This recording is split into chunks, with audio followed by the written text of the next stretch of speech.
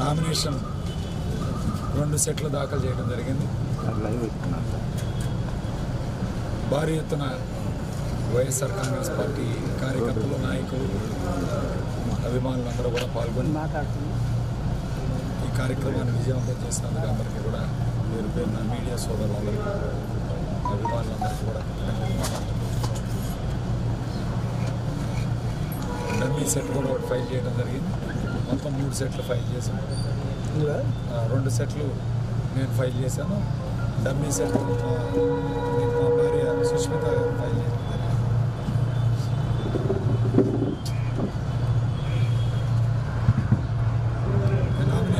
Nomination దగ్గర నుంచి ప్రచారం కానీ,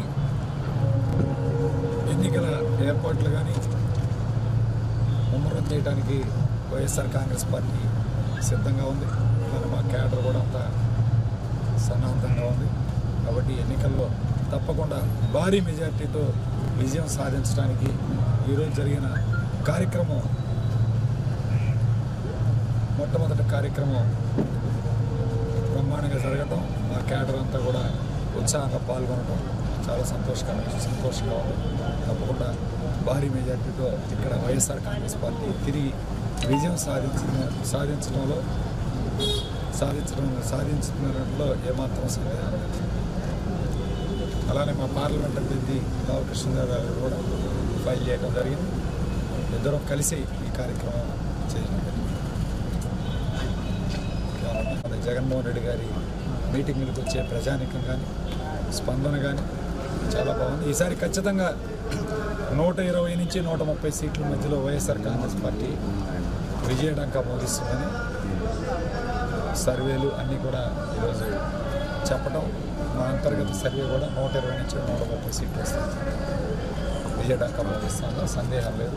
తప్పకుండా ఈరోజు ఒకసారి ప్రజలు గమనించాలి. తెలుగుదేశం పార్టీ, జనసేన, కాంగ్రెస్ పార్టీ ఇద్దరితోటి కూడా తెర వెనక ఒక అంగీకారంతోనే పోటీ చేస్తున్నారు. దీనికి ఉదాహరణ మన పక్కనే ఉన్న సత్తెనపల్లి కాన్స్టిట్యున్సీ. ఈరోజు ఎర్ర వెంకటేశ్వర రెడ్డి గారు కాంగ్రెస్ పార్టీకి రాజీనామా చేసి జనసేనలో జాయిన్ అవ్వడానికి కారణం కూడా ఇదే.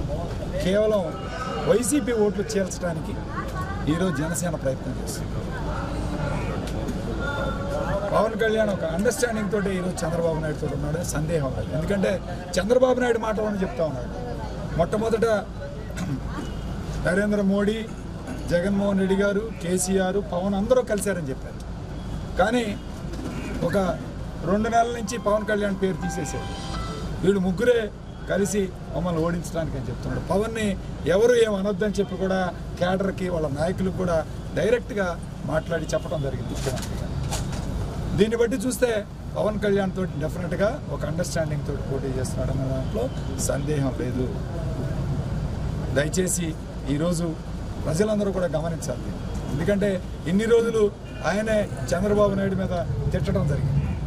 చంద్రబాబు నాయుడిని, లోకేష్ని ఇద్దరిని కూడా అవినీతి పరులు, భయంకరమైన అవినీతి జరిగింది రాష్ట్రంలో అని చెప్పి అన్ని చోట్ల కూడా తన ప్రసంగం ఉంటుంది. ఈరోజు ఏ విధంగా ఈరోజు అండర్స్టాండింగ్తో పోటీ చేస్తున్నాడో ప్రజలకు తెలియజేయాలి. ఎందుకు ఇవాళ చంద్రబాబు నాయుడుతో పొత్తు పెట్టుకుంటున్నాడో, లేకపోతే అంగీకారంతో ఒక అండర్స్టాండింగ్ తోటి పోటీ చేస్తున్నాడో ఈరోజు ప్రజలకు సమాధానం చెప్పాలి. ప్రజలు కూడా అర్థం చేసుకోవాలి ఈరోజు. ఎందుకంటే పోయినసారి ఆయన మద్దతుతోటే చంద్రబాబు నాయుడు ముఖ్యమంత్రి అయ్యి ప్రత్యేక హోదా సాధిస్తామన్నారు అందరూ. ఈరోజు ఏమైంది ప్రత్యేక హోదా? ఎందుకు ఇవాళ పవన్ కళ్యాణ్ నరేంద్ర మోడీని ప్రశ్నించడం లేదు?